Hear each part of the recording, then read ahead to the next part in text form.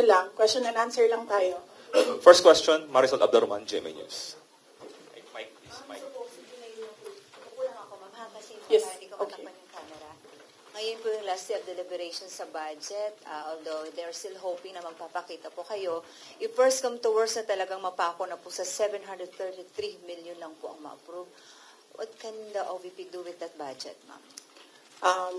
We will see. Sinabi ko naman na noon, no, yung rason kung bakit hindi na kami mag-participate sa budget deliberations ng Office of the Vice President dyan sa House of Representatives. Dahil nga sinabi ko na dalawang tao lang naman yung nagde-decide dyan, Congressman Zaldico and Congressman Martin Romualdez. At sinabi ko din, yung proof ko kung bakit sila lang dalawa. And may paper trail yung sinabi ko against them. Sa 700 million, we will see kung ano yung maiwan, and then we will work around that budget of the Office of the Vice President. Pero definitely, tutuloy pa rin yung trabaho, anuman ang budget ng Office of the Vice President. But then again, ma'am, hindi pa naman po yung final kasi di ba ma'am, meron pang sa Senate. So, hahabulin nyo ba ma'am sa Senate? Kayo ba ay magpapakita na doon during the deliberation? Yes, meron. Nag-aantay kami ng schedule galing sa Senate for the plenary budget hearing ng Office of the Vice President. So, a-attend kami dun. Pero wala na kaming expectation na mahabol pa yan. Kasi nga, sinabi ko doon sa interview ko, pagdating sa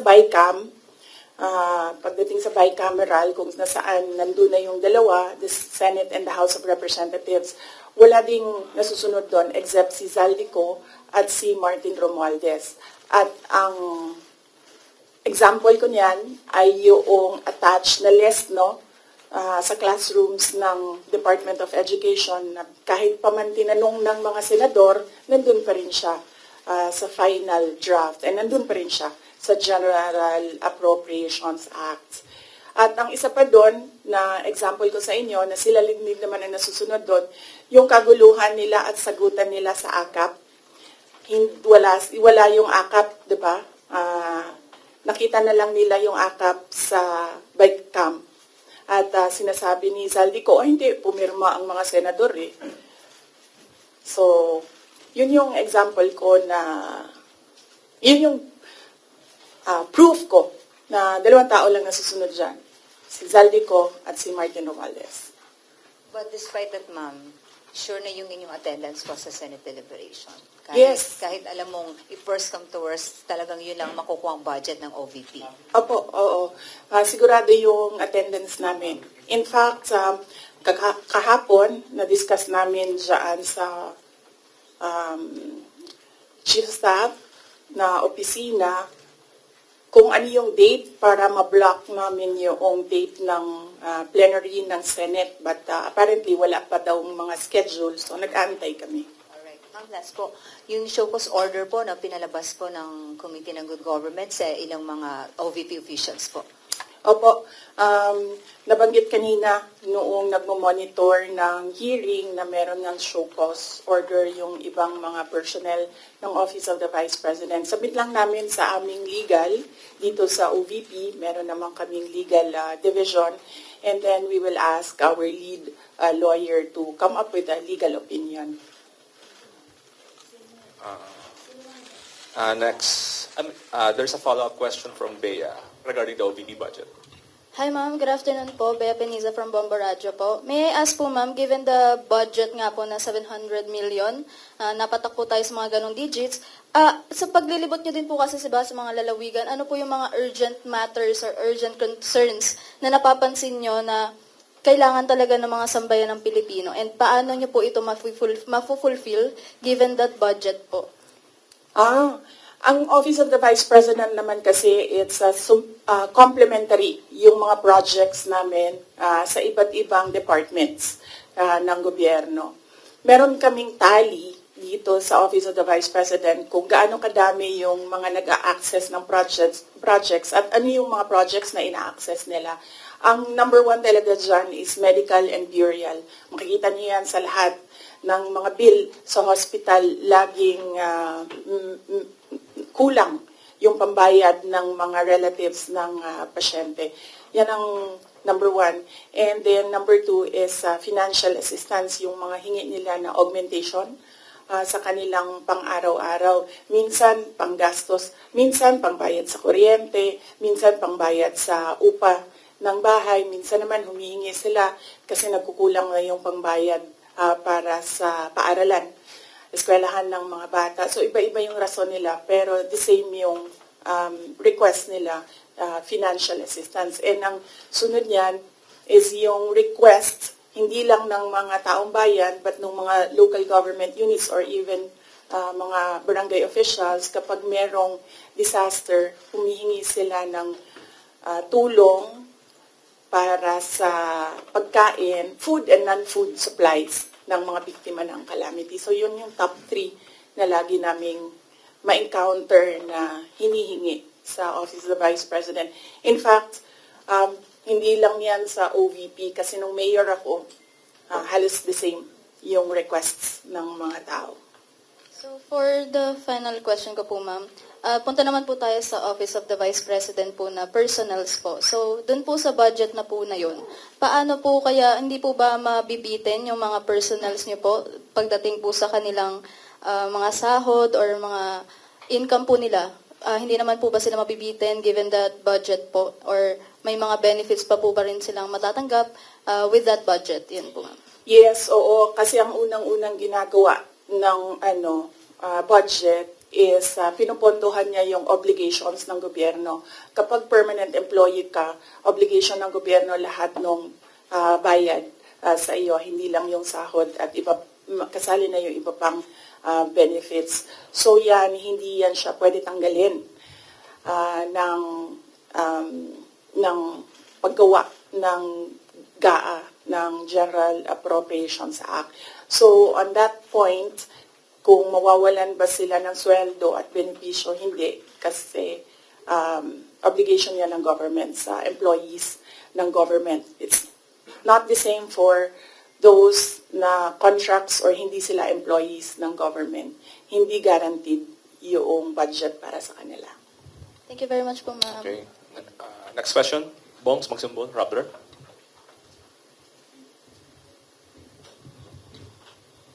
Good afternoon, VP. Yes. VP, as we're speaking right now po, merong ongoing House probe. Actually, minutes ago, former Undersecretary Gloria Mercado says you gave her envelopes containing 50,000 each from February to September 2023 when she was with HOPE or the Health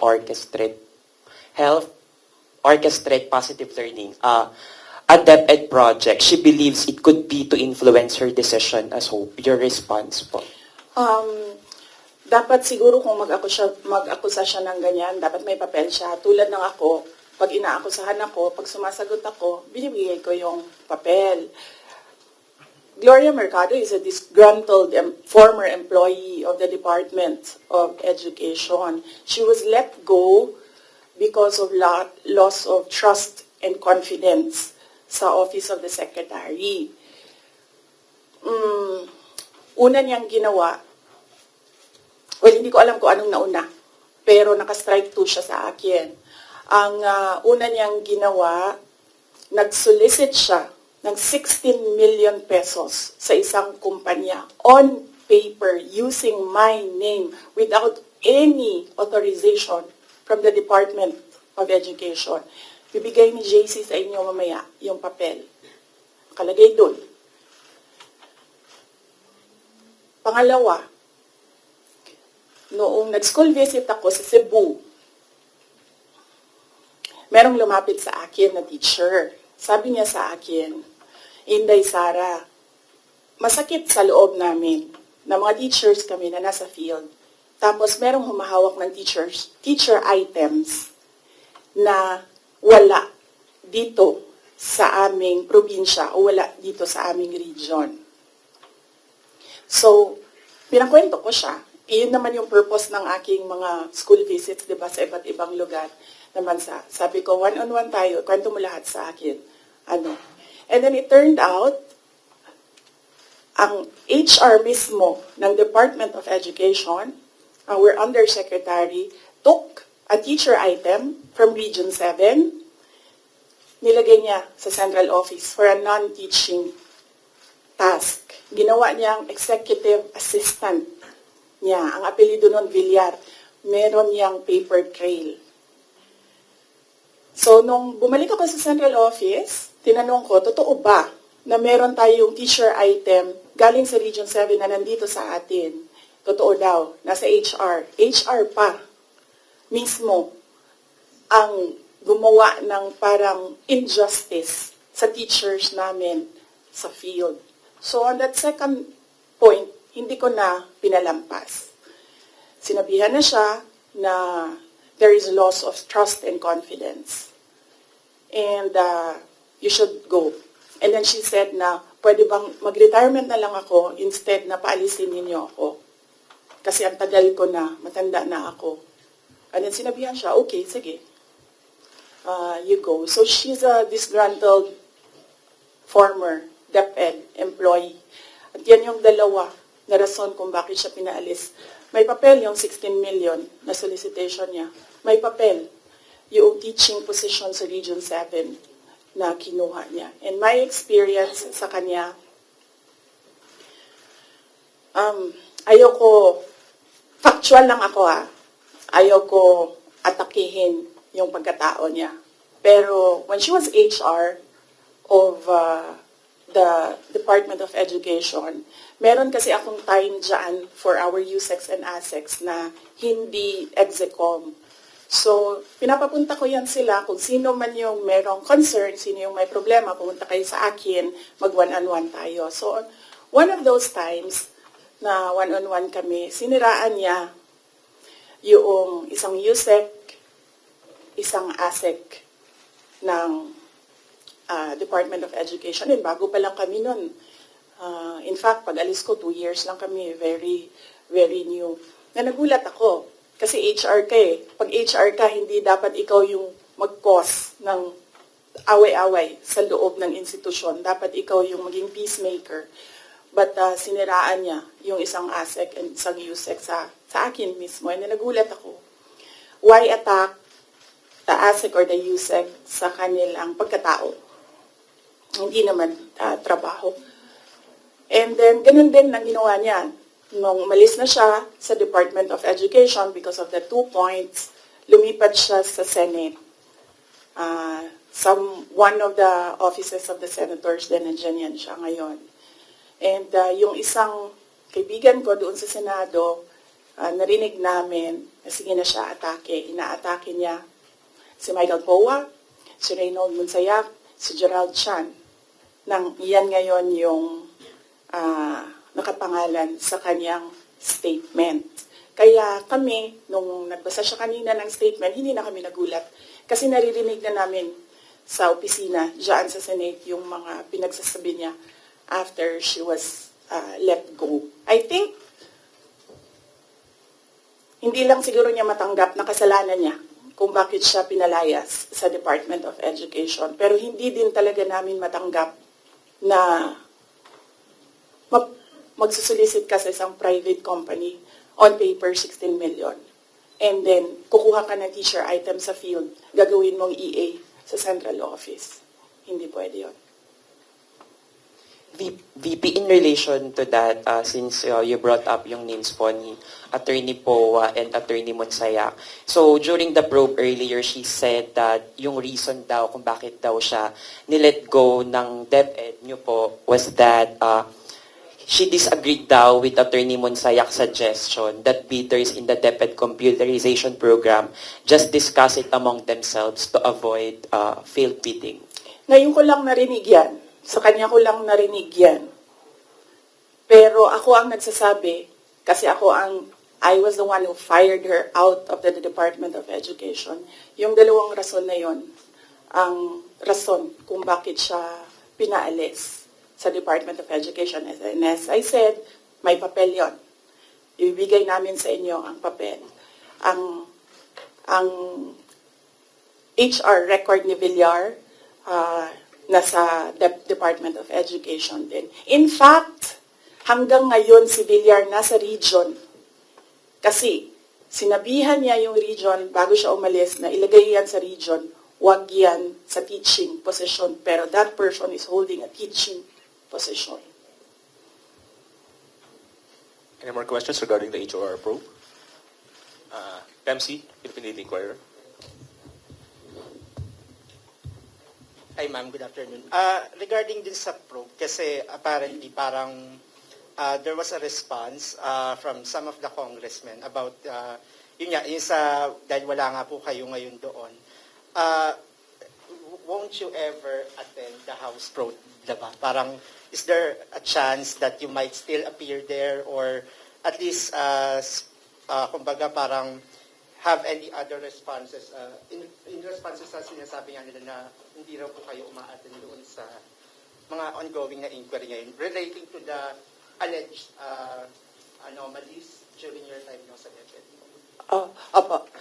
Nasabi na po namin doon sa opening statement ko kung ano yung sa tingin ko ginagawa ng House of Representatives. And lahat naman sa mga sinabi ko, meron kaming basihan. At sinabi ko doon na what they're trying to do is they're trying to make a case for impeachment. Kasi last year pa yan nila gusto talagang gawin. They're trying to make a case for impeachment. Dahil wala silang ebidensya, ang ginagawa nila, nag-fishing sila dito sa mga tanong sa loob. Kung maririnig nyo, o di ba mali? Di ba mali? Ginagano nila yung sumasagot na COA resource person. And of course, ano lang ba ang rank and file? Siyempre, congressman yung kaharap mo. E di sasabihin mo, oo po, may mali. When in fact, ilang beses na kami sumagot, we are fully cooperating with the audit process and we are answering and filing our comments in all the cases before the Supreme Court. In fact, kung mag-file pa sila ng kaso pa, sasagutin namin yan sa korte. Pero hindi doon. Kasi kung gusto nila mag-impeach, huwag nila kunin sa akin sa mga bias na tanong nila sa akin ang gagawin nilang impeachment. Kanina, sa tanong mo kung a-attend pa ba ako, we take it one hearing at a time. So, when we receive an invitation, we study. Una-una, pinapadala siya sa legal, pinag-aaralan namin, dinidiscuss namin dito sa opisina with the personnel. And then, tinatanong namin yung mga personnel. Like in the case of this invitation, nakapangalan na sila doon and hindi na pwede ang authorized representatives. So we sit down with them and we ask them, ano ba ang gusto mong gawin? So depende sa sagot, yun ang sinusuportahan namin. Ako as head of agency, sinusuportahan ko kung ano yung gusto. Right now, walang gustong pumunta doon sa kanila. Kasi ang concern ng lahat is yung pamilya nila. Sa kanila daw sarili, walang problema because they are government employees. So, makakasagot sila. Ang hindi daw nila makontrol is yung paninira sa pamilya nila. At yun ang concern ng lahat ng employees ng dito ng Office of the Vice President.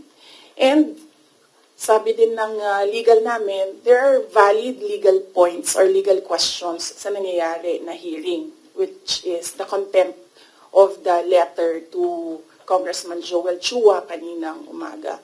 Unang-una doon, yung privileged speech mismo ni Congressman Valeriano nagsabi ng unverified claims. So paano ka maggagawa ng hearing based on unverified claims? Hanapin mo muna yung mali. Tapos ka mag-hearing. Hindi yung doon mo hanapin yung mali sa hearing. Pangalawa, ito yung punto ko nung last akong pumunta sa kanila. Nakalagay sa batas, nakalagay sa constitution natin. inquiry in aid of legislation. Hindi siya gumamit ng investigation. Sabi niya doon, persons, the right of persons shall be respected. Hindi siya nagsabi ng witnesses. Pero pagdating mo sa rules sa loob ng House of Representatives, rules nila in aid of legislation, ginagamit na nila interchangeably. Inquiry and investigation, persons and witnesses. Mag-decide mo na sila, ano ba sila doon, korte o hindi? Hindi naman sila korte. Paano ko nasabi na gumagalaw sila na parang korte? Nilagay nila doon. The rules of court are supplementary to these rules. So, ibig sabihin, gumagamit na sila ng rules of court. Ang ginagawa nila doon na is an investigation that is akin to the judicial process na ginagawa ng NBI, na ginagawa ng DOJ, na ginagawa ng mga piskal. At isa pang punto namin doon sa sulat ay, ano yung pangatlo? Kalimutan ko na. Pahingi tubig, sir.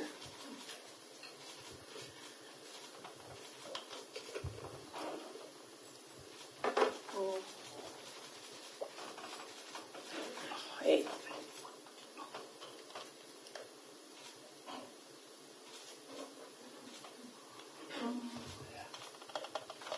Napagod ako sa kakasulat nito kagabi. Anong oras ito? Pinadala ko. 12:35 a.m. Ito na. Thank you.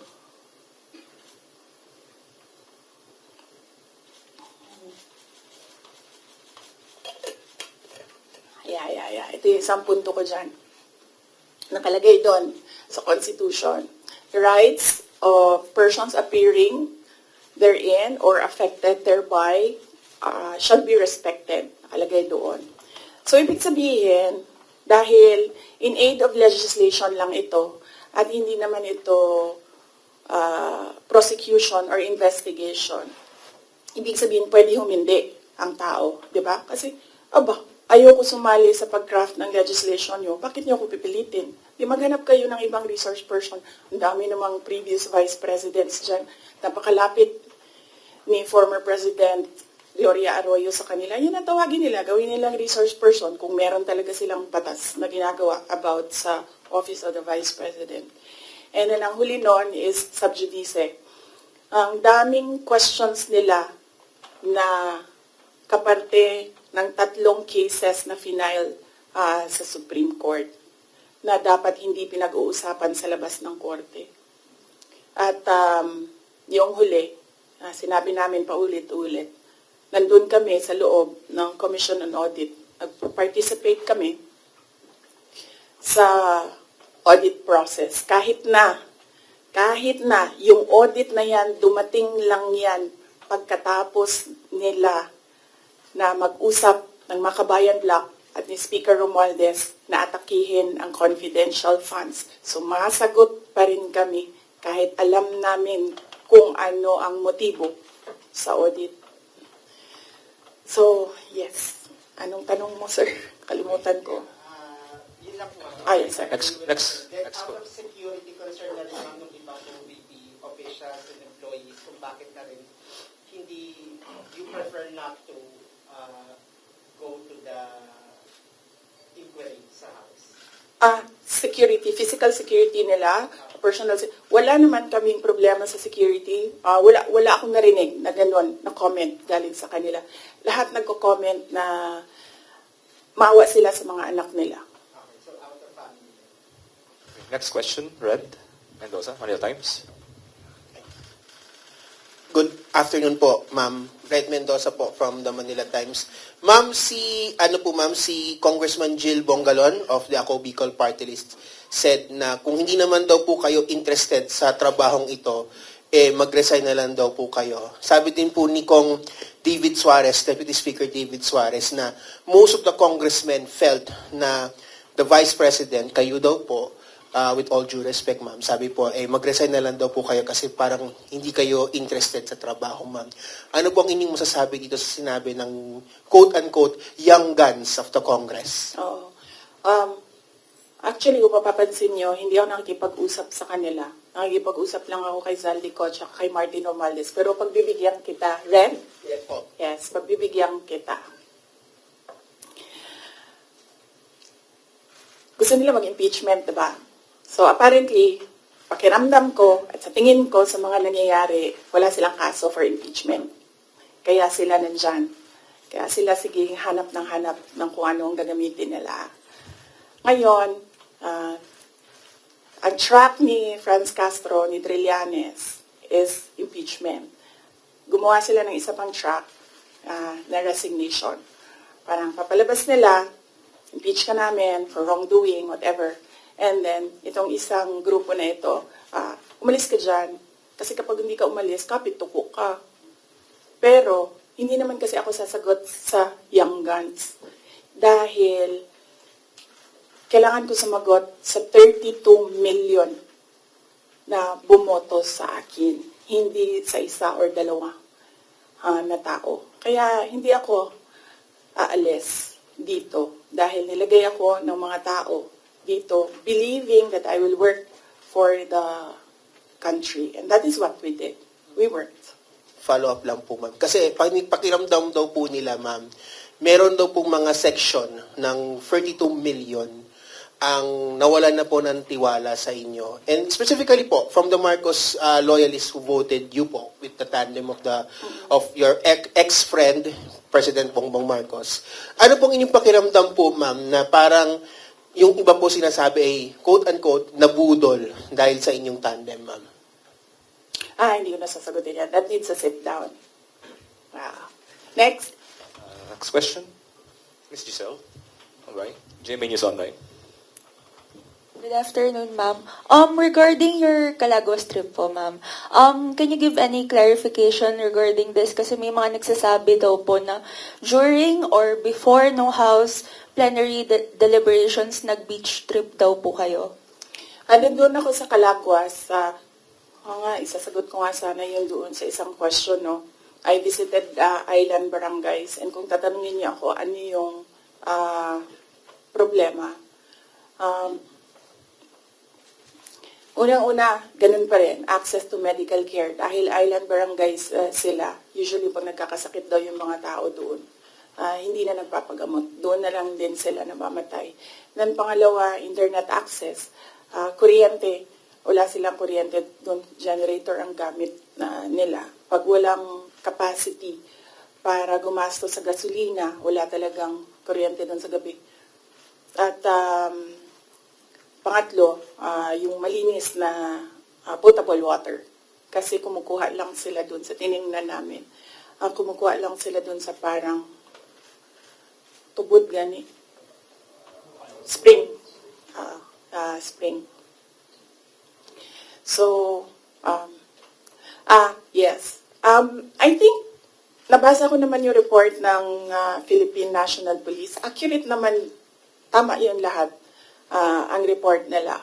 6:32, was it, na umalis ako doon sa Calaguas. Nang Monday po, ma'am. Ng Monday, yes. 6:32 ng Monday, umalis ako doon. Ang budget hearing started 10 a.m. So, tama din ako. Walang budget hearing na nangyayari at 6:32 a.m. Walang congressman magigising ng 6:32 a.m. para magtrabaho. Ang gumagawa lang ng ganyan ang mga executives na hindi natutulog para magtrabaho. So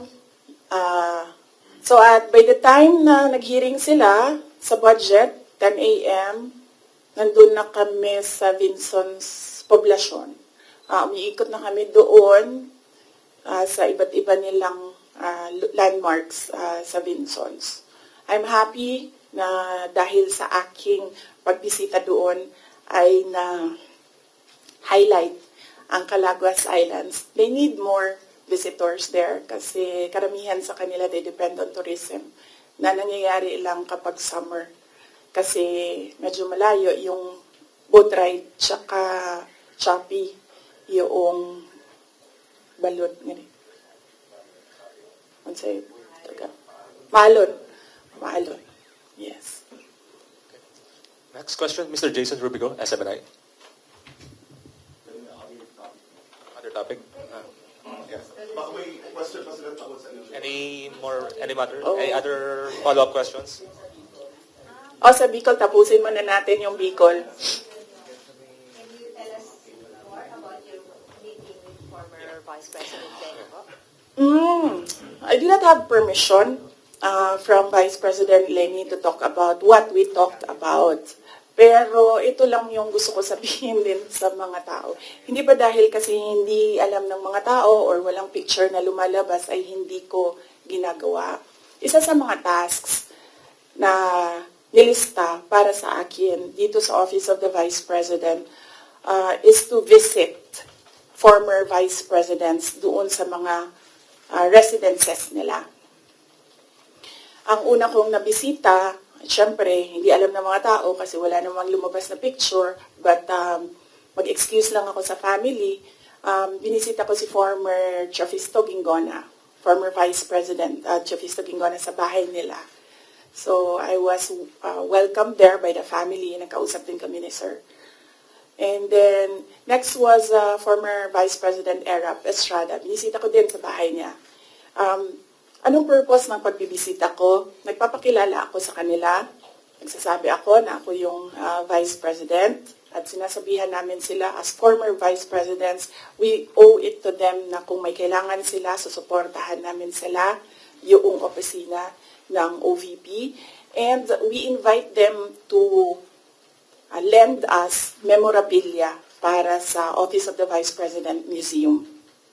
So binisita ko si former President Erap Estrada sa bahay niya. Binisita ko si former Vice President Gloria Macapagal Arroyo sa bahay niya. And then ngayon, I had the opportunity to visit Vice President Robredo sa bahay niya. So dalawa na lang, and I still have 4 years to go. Dalawa na lang ang hindi ko pa nabibisita sa bahay nila. Si former VP Binay and former VP De Castro. Follow-up? Yes, yes. Jason. Tungkol sa pa rin yung question.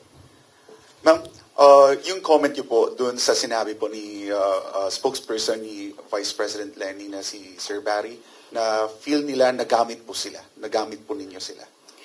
Hindi ko na sasagutin si Barry. Kung meron akong sasagutin, dito lang ako sa taas. Si Vice President Lenny, or si President Marcos, or si Zaldico, or si Martin Romualdez. Yeah. For clarification, ma'am, yung meeting with Vice President Lenny, was it planned po or hindi planado yung pagpunta po natin doon? Hindi ko na sasagutin yung details kasi I understand hindi din nagsasabi ng detalye si VP Len. Pero i-confirm ko na nandun ako sa bahay niya. Follow-up. Si. Can you confirm that, the camp of former Vice President Lenny said that it was more on personal, nothing political naman daw. Can you confirm na it was more on personal conversation lang yung nangyari and nothing political? Siguro, no, as she's more senior than me kasi nauna siyang maging Vice President sa akin. Kung meron mang dapat magsalita, siguro dapat si Vice President Lenny yun kasi bahay niya yun and siya yung binisita. So, napaka-assuming ko naman kung ako yung magkukwento, ako na nga yung bisita, ako pa yung madaldal. So, kung si Vice President Lenny Robredo ay walang sinasabi, respetuhin natin kung ano yung gusto niya. More personally, like what she said. Same answer yung kanina. Next question. Follow-up lang. Lance. From this watch plus for this year. Siyempre nagkaroon po ng ilang parang ideas na possible daw na magka-alyansa in the future because of that meeting. Pero kayo po ba, bukas po ba kayo na in the future ay makipag-alyansa sa politika with former VP Robredo?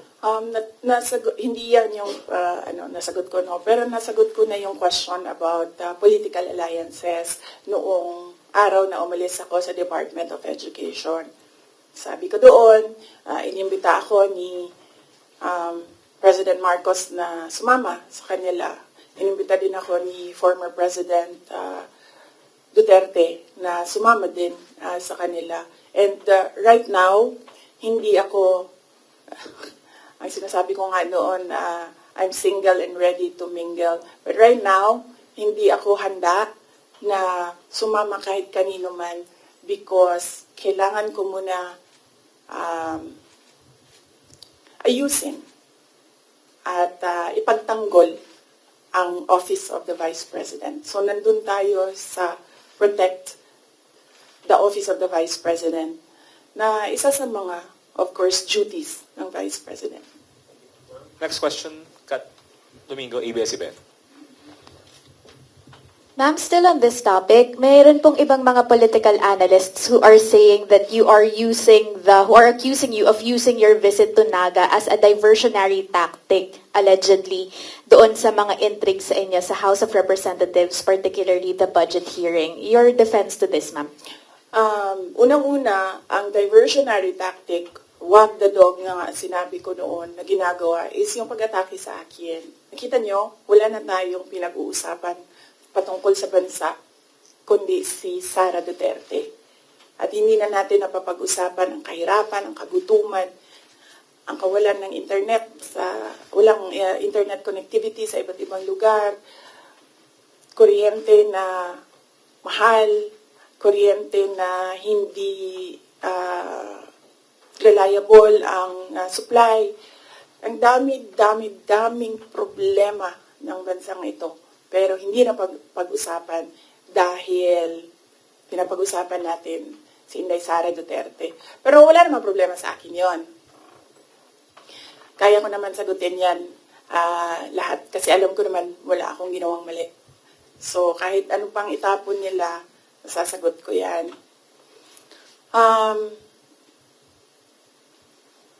So, hindi ko na sila actually maintindihan.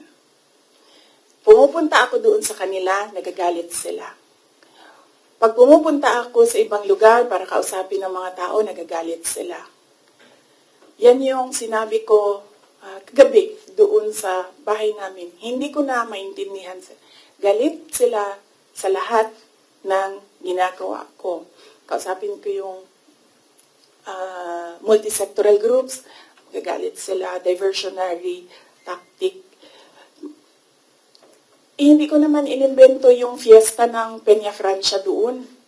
Talaga namang totoong merong centennial coronation mass ng Our Lady of Peña Francia. At inimbita ako doon. Sinabi ng kaibigan ko, gusto niyo bang, because this is a milestone, it is historical, gusto mo bang sumali sa misa para alam mo kung anong ginagawa ng mga locals at paano ano yung klase yung devotion ng mga tao sa ina. So sabi ko, oo. And then, syempre, may kaibigan naman ako sa Naga. May mga kaibigan ako sa Naga. So binisita ko sila. Kasama nung aking pagpunta doon. And syempre, nandoon na kami.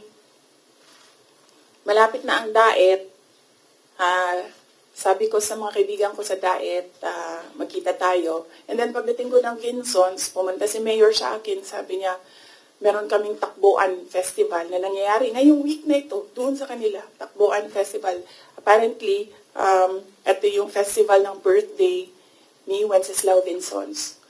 So, masaya ako na nagkadugtong-dugtong yung mga schedule na kung saan meron akong mga natutunan at meron akong mga nakausap na mga tao.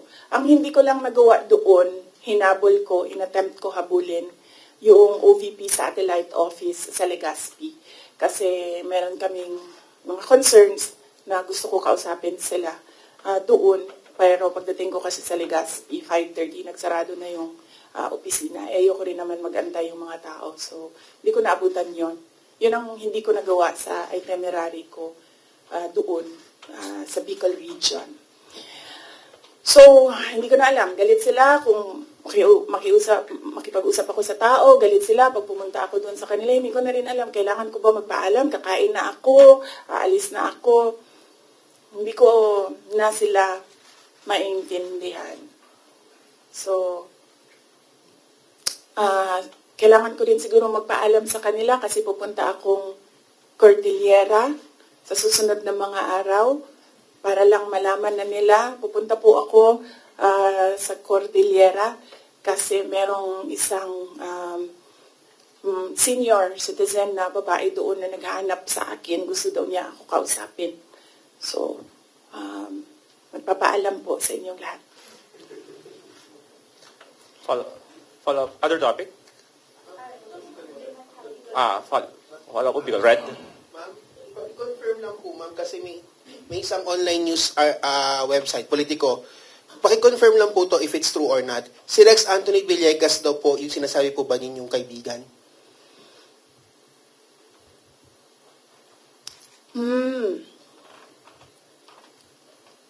Hindi ko alam kung nagsalita si Asek Villegas. Hindi ko, sorry, I have no information right now kung ano yung sinabi ni Asek Villegas. Siya daw po yung in-identify na Bicolano friend na nag-broker sa meet ninyo with former Vice President Lenny Robredo. Oo. Siguro ang tamang dyan is tanungin diretso si Asek Rex Villegas. Okay. Other matters? From our friends from the Foreign Correspondent Association of the Philippines, Mr. Ken Sasaki, Japanese News Bureau. Good afternoon, ma'am. Hello. You understand Tagalog? Not so much. No? So sorry. For Japanese So, news. how did you understand my answers earlier? Sorry. Just It's Go ahead. okay. Go ahead, Sasaki-san. Oh, I love Japan. thank you. It's my favorite country in the world. Yes. Next to the Philippines, because the Philippines is given already because I live here and this is where I'll die. But countries to visit, number 1, Japan. I also love your country. Thank you. Thank you. You should visit Calaguas. Yes, I Beautiful. did. I did. I love Oh, it. you did? You've been there? Yes. Oh, so beautiful. Yes. I've never seen any beach as beautiful as Calaguas. Go ahead, Sasaki-san. Yes, sorry. Sorry. Recently, your father publicly said that from one family, one president is enough. Do you agree with this? One family, one president. Well, if there is a law, then we should follow the law I think this is in relation to family dynasties of people running for offices in government. If there is a law, we will follow the law. I have no problem. I've always said that my dream was to become a pediatrician, a doctor. My dream was not to become a mayor, a vice president, or a president. So I don't have problems with not becoming president of the Philippines. I talked to my friend in Cambodia, and I learned that they have a 16 million population. I said, I'll run for president in Cambodia. It's easier. It's just 16 million. And hopefully additional. So how do you think about the current president, who is the second from one family? Well, there is no law prohibiting family members of former presidents running for president. So when he ran, he was well within his right to run for president. Thank you. Thank you. Next question. Solid. Thank you, sorry. We know we have asked this to you a lot of times and we will be asking you this again. Kasi kagabi lang may sinabi rin si former Senator Trillanes ng articles of impeachment. Sino ba sa tingin mo ang talagang nasa likod nitong ugong-ugong? Kasi kami, we always ask the Congress. Ang lagi nilang sinasabi kung meron mga impeachment, naririnig nila, sa'yo daw po. So sorry, we have to ask you again, ma'am.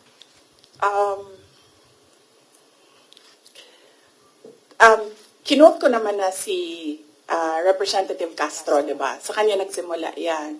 I-quote ko ulit para Who's really behind it? meron akong mga notes ng quotes dito.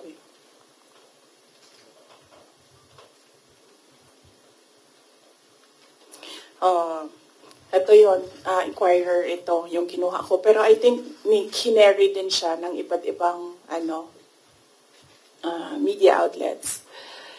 The impeachment is especially on the misuse of public funds and technical malversation and violating the 1987 Constitution, because a government official is bound to follow the Constitution. So last year pa lang, meron na siyang grounds for impeachment. Kaya sinasabi ko, ginagawa nila ng paraan, pumasok lahat nung kailangan nila doon sa pinag-usapan nila na grounds.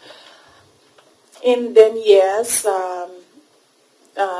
nagsalita, kanina sinabi ko, one track is impeachment. Nandito si Castro, nandito si Trillanes. Sino, alam ko kung sino, pero hindi ko siya masabi. At the proper time, siguro, pag lumabas na yung story about sa kanya, sasabihin ko yung lahat ng alam ko.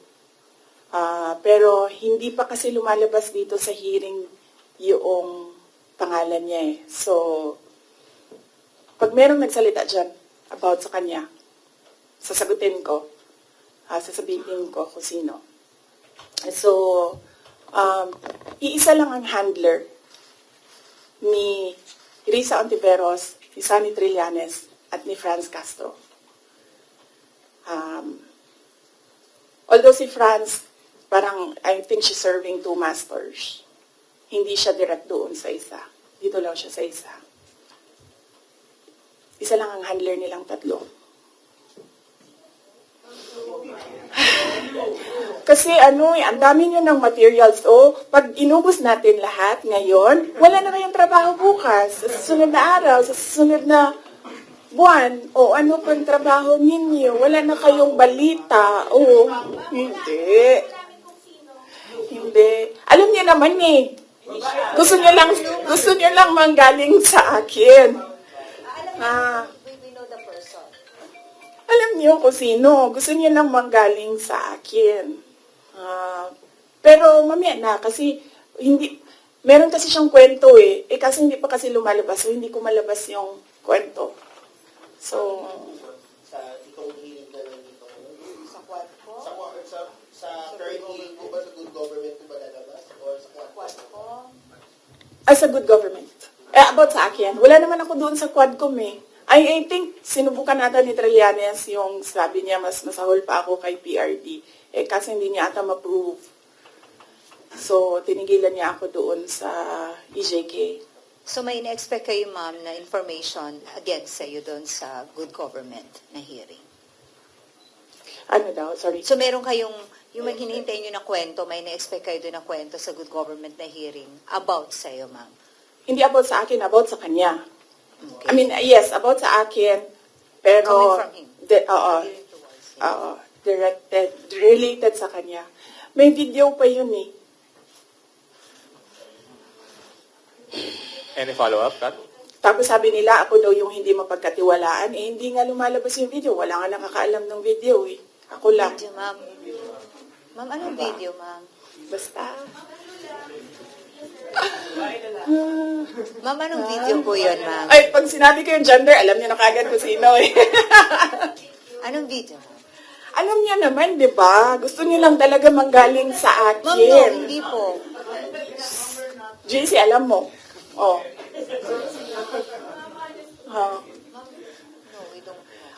Antayin natin. Mahaba kasi yung kwento sa kanya.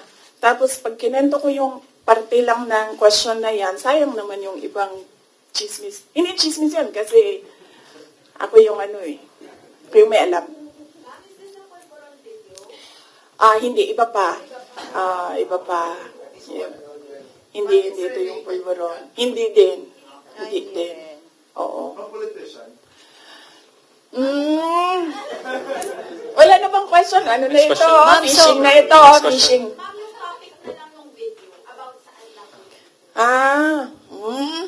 Next question na. Maraming salamat. Next question, Jason. So, sa tingin mo ba, VP, yung sinasabi nilang, sorry, JC, sorry, Your Honor, dapat hindi ko ma-recognize. So, ang sinasabi mo, VP, imbes yung sinasabi nilang you're making diversionary tactics, ikaw yung nagiging diversionary tactics nila. Ako yun. Kasi, tingnan nyo, Sa totoong problema. ako mayor ako ng 3 terms. noong simula ng term, pinag-uusapan na kaagad namin ng council yan. Ano ba ang landmark legislation ninyo for this 3 years? Nakikita nyo ba na meron silang landmark legislation? Wala. Inuubos nila yung oras ng mga tao. Kita niyo yung mga tao sa DepEd, wala na nagawang trabaho yun. So, kakaupo nila doon. Inuubos nila yung pera ng taong bayan diyan sa mga hearings nila going after me. And wala silang pake kasi ang gagawin lang nila is magbigay ng pera kung saan-saan. Kasi wala naman kasing projects na masasabi natin. Ang ano sa amin yan, pag umuupo ako, ewan ko lang sa iba, ako, nung mayor ako, pinag-uusapan ka agad, ano ang big ticket project ng 3 taon na ito? Ano ang landmark legislation ng taong ito? Kasi yan yung gagamitin namin para ma-re-elect kami. Diba? Yan yung sasabihin namin, kita nyo, may landmark legislation tayo. So, dapat kasi pag upo mo, ganyan yun, diba? Sasabihin mo sa mga tao, in 6 years, pinakamayaman na ang Pilipinas, in 6 years, ganito, may security, dami kang. And then lahat ng trabaho mo, papunta siya doon para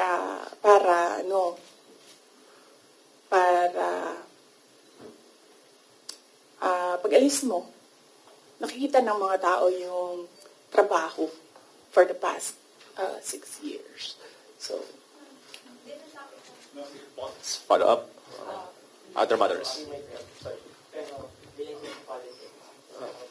Oo, okay lang kasi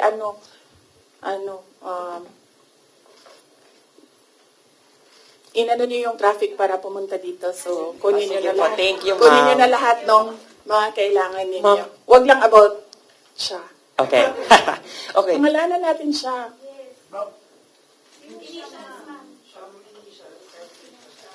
Ano bang...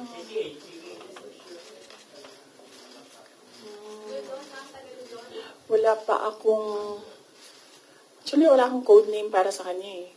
Sinasabi ko diretso yung pangalan niya pag ginalibak na ko siya. Okay. Ma'am, Yes. COC filing na po next week. Will you be endorsing senators? Or may Senate slate po ba kayo? Sa ngayon, wala. Wala akong Senate slate, wala akong senators. Kasi nga sabi ko, nakatutok kami defending the office of the Vice President. I feel that that is my primary duty right now, to defend the office. So, nakatutok lahat ng effort ko doon. Pero, we'll see. Malayo pa naman kasi yung kampanya. Sa February pa siya magsisimula. So, tingnan natin, baka pagdating noong February, medyo maluwang na and pwede na mangampanya. Mrs. Shell. Last. Pwede ba? Sorry, when you agreed to run with President Marcos in 2022, did you ever imagine yourself being at the center of controversies and even impeachment rumors less than halfway into your term? Kasali yan sa sit-down. Next na yan. Yes, ma'am. Mrs. Shell, follow up. Sorry. Last time. Ma'am, you previously said po na 3 Dutertes will be running for the Senate. Magtutuloy po ba kaya ito? Naku, hindi ko alam. Basta naririnig ko lang siya sa mga grupo nila, mga tao na nakapalibot sa kanila na tatakbo daw, naghahanda, tumakbo. Hindi ko lang alam kung sasabay-sabay silang tatlo. Pero if ever, ma'am, you'll be supporting them po. Yes, of course. Nandito ako para sa kanila. In fact, nagtanong na ako sa kapatid ko sa slave doon sa Davao City, pati yung mga konsehal, tinanong ko sila. Sabi ko, meron ba akong matutulong sa inyo? And then they all said na, wag ka nang tumulong dito, kami nang bahala. Naiintindihan namin na mas marami kang problema kaysa sa amin doon, dito sa Davao City. So, okay lang sa amin. Okay lang kami. Yan yung sagot nila doon. Sorry, ma'am. PDP has allied with 3 parties. Ang HNP po ba ready to ally with the PDP?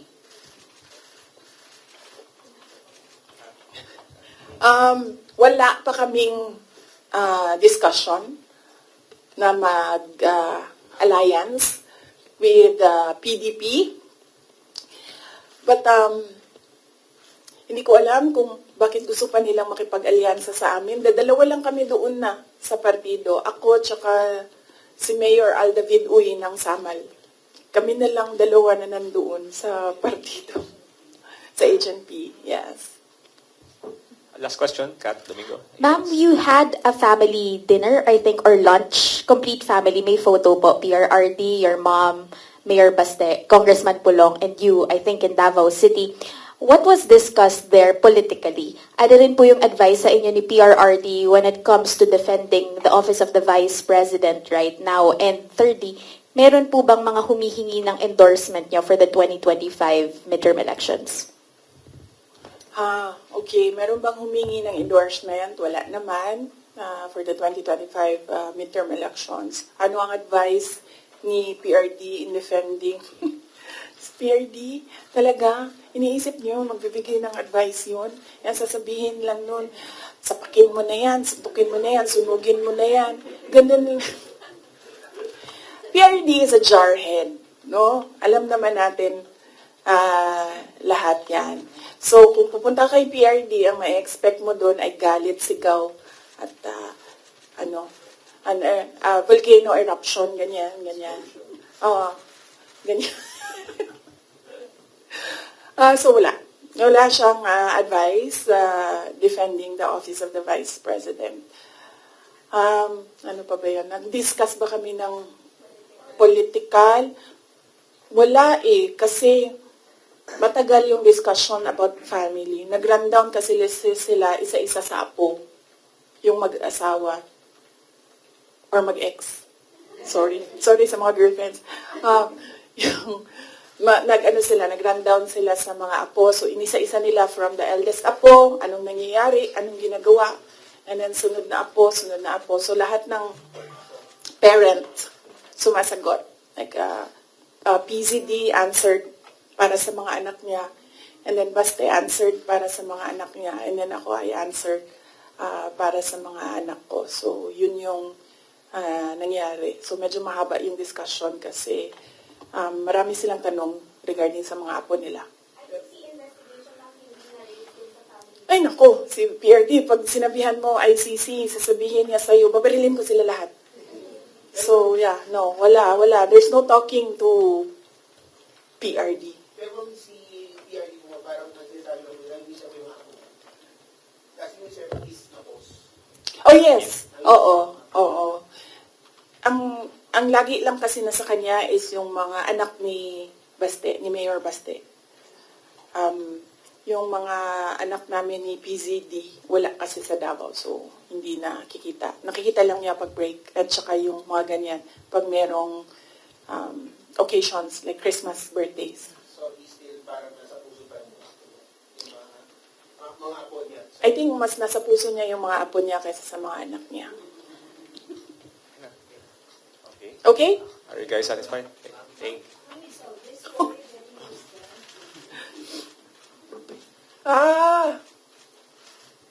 Wala naman kasi talaga akong ginawang mali. Pero kung sa tingin nila meron man, dalhin nila kung saan, dalhin nila sa impeachment, dalhin nila sa korte, sasagutin namin.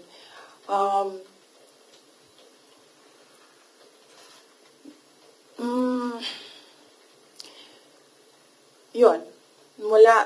Kaya ako very casual kasi masasagot ko kasi lahat ng sasabihin nila. Minsan lang, hindi ako nagsasalita. Kaya mukha siyang walang sagot. Kasi minsan, ayoko na rin magsalita kasi nakakapagod na sila. Nakakapagod yung galit nila actually. Yun yung nakakapagod. Pero kung meron kayong kaaway, maasahan ako. Tawagin ninyo ako. Basta away, maasahan talaga ako. Thank you. Thank you very much, OPP Media. Salamat. Thank you po, ma'am. Thank you po for allowing me to have a press con, ma'am.